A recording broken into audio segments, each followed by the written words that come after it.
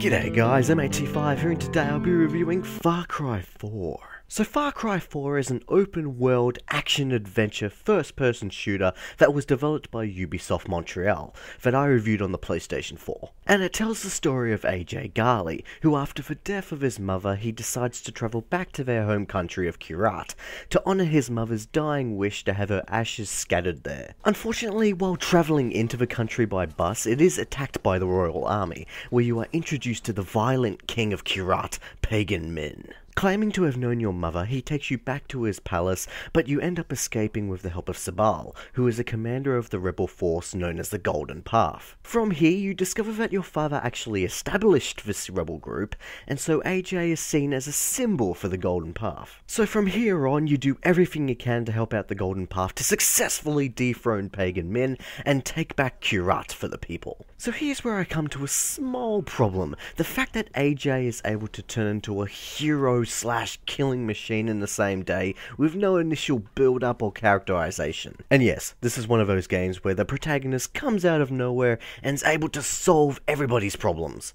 I really think that they could have put more thought into this process, because the whole sole hero thing in a huge war is quite ridiculous. Pagan Min is a fabulous villain, with such witty dialogue that makes him both charming and unstably violent. If you have ever played Borderlands 2, Pagan actually reminds me a lot of Handsome Jack, both being unstable with hilarious dialogue. So if you happen to have played Far Cry 3, then you're going to feel perfectly right at home here, with a lot of the game consisting of more of the same. Kyrat is beautiful as you look off into the mountainscape and then you realize that you can actually go there. This is one hell of a beautiful game, and it is filled to the brink with AI to make the world feel real. As you explore and complete tasks around Kyrat, a number of random events can occur just because they can, or they are something known as a karma event. These events allow you to earn karma, and they can vary from saving a hostage to helping the rebels defend against an animal attack. And speaking of animals, there is a great variety of animals in this game,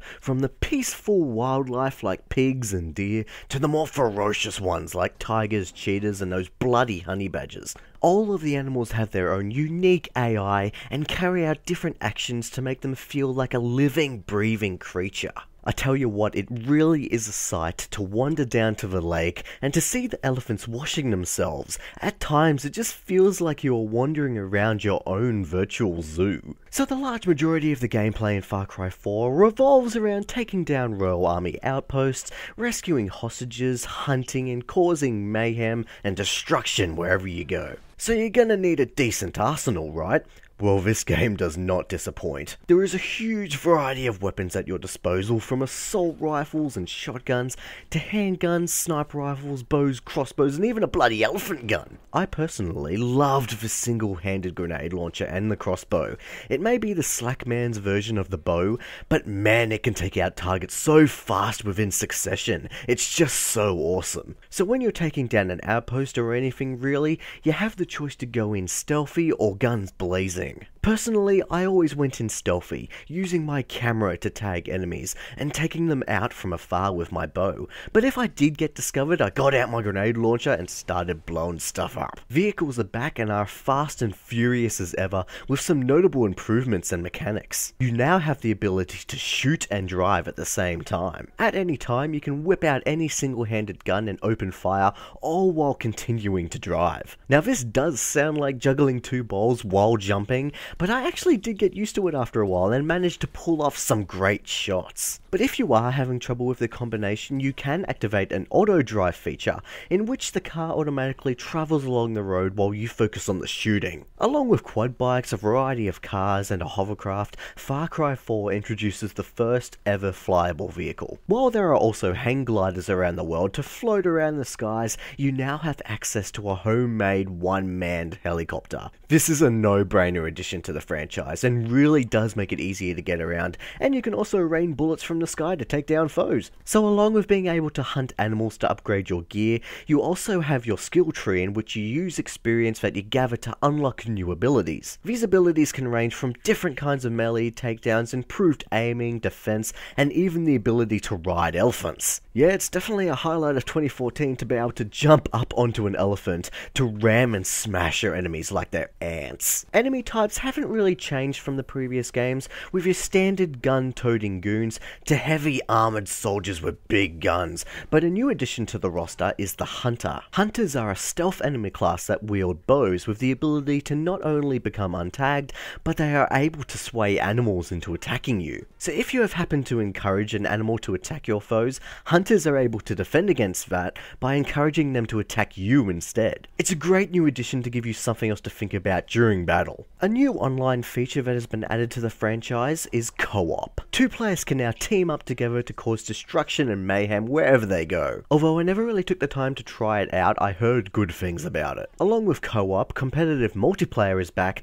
with 5 versus 5 matches. With a few different modes to choose from, the biggest feature about the multiplayer is the two very different teams. Once you start a match, you are either the blue, these guys, or a red golden path. Each team have access to different weapons, items and skills, which makes for a very interesting match. For example, the golden path have guns and vehicles, while the other team have bows and a syringe that makes them sprint as fast as the wind. I actually really like the idea about this multiplayer. Unfortunately, I did have some lag issues, but then again that could just be my internet, as I do share it with a number of different users. And finally, the map editor, which gives users the tools to create their own maps and publish them online for other players to try out. This adds so much replayability to the game and gives players access to some unique, if not wacky, situations. So if you have played Far Cry 3 and you are watching this review, you are probably thinking it sounds a lot like the previous game, and that's because it pretty much is. Far Cry 4 doesn't really add anything new to a franchise that peaked quite high with the third game in the series,